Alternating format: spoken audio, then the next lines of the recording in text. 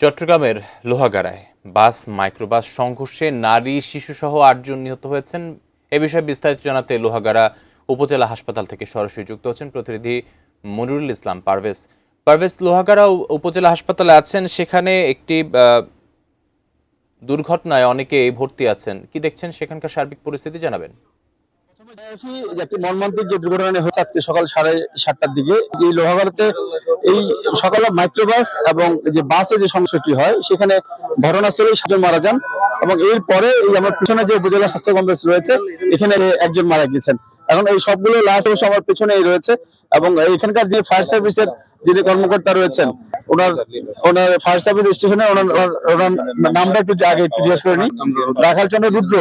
আচ্ছা, আপনি একটু সংক্ষেপে বলবেন আপনারা মোট কতজনকে এনেছেন আর এখানে বলেন দুজনের নাম ঠিকানা পাওয়া গেছে। হ্যাঁ বলেন একটু। অ্যান্টিব্যাকটেরিয়াল অ্যাডিটিভ যুক্ত সেরা ওয়াটার ট্যাঙ্ক বিশুদ্ধ পানিতে ব্যাকটেরিয়া জন্মাতে দেয় না। একটু পরে দিই। আচ্ছা ঠিক আছে, আসসালামু আলাইকুম। একটু বলবেন আপনি কতজনকে উদ্ধার করেছেন? আমরা 10 জনকে টোটাল 10 জনকে উদ্ধার করছি। 10 জনকে আমরা এই প্রথমে আনছিলাম, যারা বেশি আহত ছিল ওদেরকে আনছিলাম হাসপাতালে। বাকি ওইখানে রেস্কিউ করার পর ওইখানে যাদের অবস্থা শেষ তাদেরকে ওইখানে রেখে ওই আহতদেরকে দ্রুত হাসপাতালে আমরা পাঠাইছি। বাকি 10 জনকে আমরা ওই বাকিগুলোকে আমরা পুলিশকে হস্তান্তর করছি।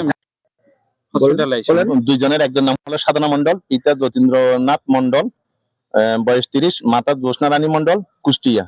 আরেকজনের নাম হচ্ছে দিলীপ, বয়স 40, গোয়ালিয়া শেখপাড়া শৈলকুপা ঝিনাইদহ। আপনারা এখানে 7 জন আনার পরে 8 জনের ভিতরে এখন এখানে আছে, আর 2 জনকে কোথায় পাঠিয়েছেন? চট্টগ্রাম মেডিকেলে পাঠিয়েছেন। মেডিকেল মানে লোহাগাড়া হাসপাতাল চট্টগ্রামে রেফার করছে। আচ্ছা, যে আপনি শুনছিলেন আমরা এখানকার যিনি ফায়ার স্টেশনের যিনি অফিসার রয়েছেন আমরা ওনাকে যুক্ত করে নিয়েছিলাম। উনি যেমনটি জানাচ্ছিলেন প্রথমে কিন্তু ঘটনাস্থলে 7 জন মারা যায়, এবারে হাসপাতালে আসার পর 1 জন মারা যায়, মোট 8 জন মারা যায় এবং 2 জন অবস্থা খারাপ হওয়াতে ওনারা প্রথমে উপজেলা স্বাস্থ্য কমপ্লেক্সে ভর্তি করেছিল, পরে এখান থেকে ওনারা চট্টগ্রাম মেডিকেলে পাঠিয়ে দিয়েছেন। কিন্তু সর্বশেষ অবস্থা হচ্ছে যে নিহতের সংখ্যা হচ্ছে 8 আর আহত 2 জন গুরুতর অবস্থায় চট্টগ্রাম মেডিকেলে ভর্তি আছেন। তো আপাতত লোহাগাড়ার এই যে দুর্ঘটনা এখানে যে 8 জন নিহত হয়েছে আমার কাছে স্বাস্থ্য কমপ্লেক্স থেকে এতটুকুই রয়েছে।